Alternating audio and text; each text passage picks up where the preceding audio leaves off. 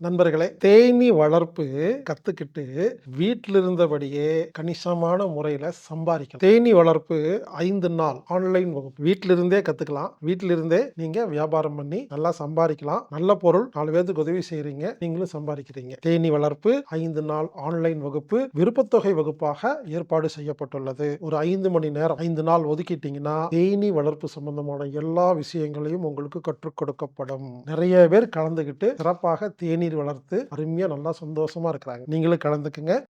இந்த வகுப்பு மார்ச் 9ஆம் தேதி முதல் 13ஆம் தேதி வரை ஆன்லைன் மூலமாக நடைபெறுகிறது.